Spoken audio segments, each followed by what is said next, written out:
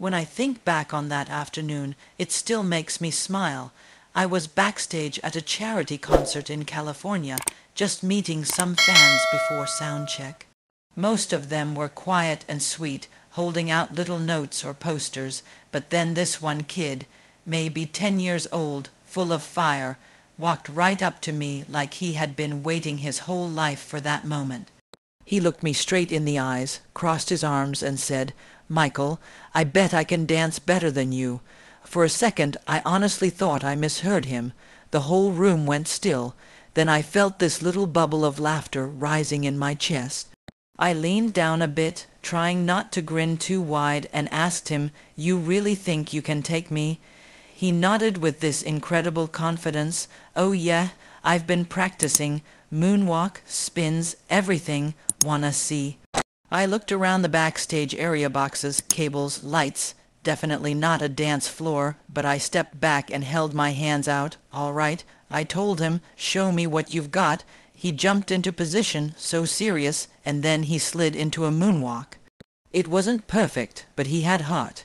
He spun around a couple of times, almost lost his balance, caught himself, and even tried a toe stand before collapsing into giggles.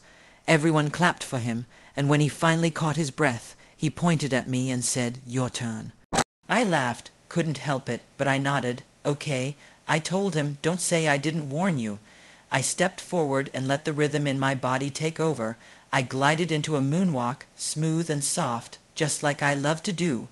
I spun fast, stopped clean on my toes, and held it there as the room cheered. When I came down from the freeze, I saw him staring at me like I'd just shown him a magic trick. "How do you do that?"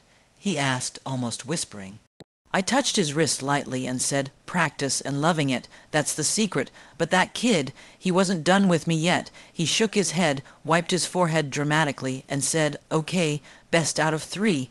The whole room exploded with laughter, and I couldn't stop laughing either. He had a spirit I really admired. I pulled him into a hug and said, "Tell you what, when you're older, and even better than you are now, we'll have a rematch." He looked up at me like I'd just handed him the moon. As he and the others were being led out, he turned back one more time.